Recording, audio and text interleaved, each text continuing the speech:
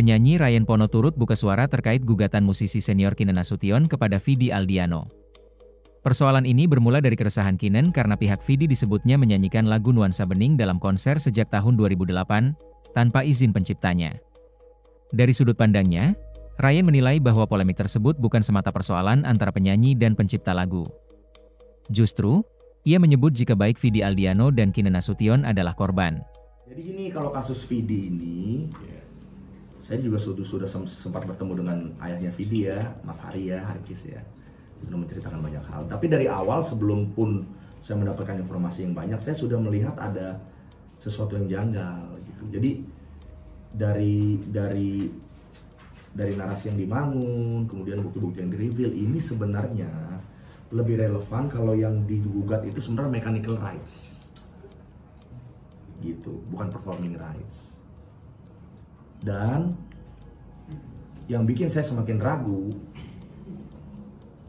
pihak kuasa hukum yang ada di belakang Vidi, mau ketawa nggak enak. Ini yang saya nggak bisa percaya karena terafiliasi dengan salah satu asosiasi aksi yang sama-sama kita tahu bahwa memang aksi itu kan sudah declare bahwa musuhnya adalah penyanyi ya. Bahwa penyanyi adalah orang jahat yang nggak mau bayar royalti. Dan mereka menggugat penyanyi harus penyanyi yang bayar royalti. Sementara undang-undang yang bilang bahwa penyelenggara yang harus bayar. Jadi ini sudah semeraut teman-teman. Bagi saya, Vidi itu korban. Ya. Dan kemudian Om Kinan Nasution juga adalah korban dari doktrin-doktrin yang salah. Dan akhirnya, ya ini saya harus sampaikan. Dan gue tahu lo pasti lo tayangin yang gini-gini, gue tahu. Jadi pasti juga nanti akan dibully lagi. Tapi nggak apa-apa, saya nggak sekali bicara kebenaran harus bicara kebenaran. Om Kinan pun buat sebagai saya ya, itu juga adalah korban yang didoktrin dan dimanfaatkan menjadi lokomotif untuk kepentingan kelompok-kelompok tertentu gitu. Jadi kalau mau berjuang yang benar, sekali lagi saya luruskan.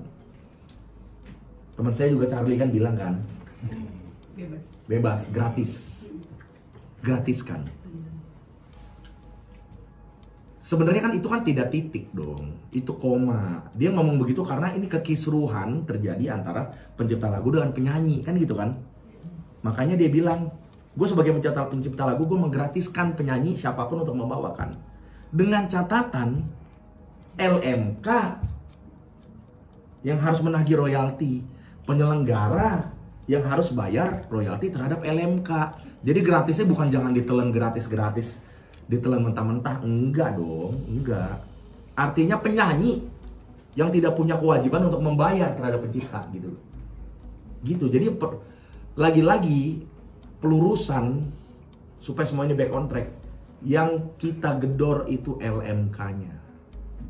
Kan dibilang Vidi bertahun-tahun ngilang. Lo dari awal memang yang berurusan sama Om Kinan itu bukan Vidi sebenarnya, tapi Harikis, bapaknya Vidi gitu.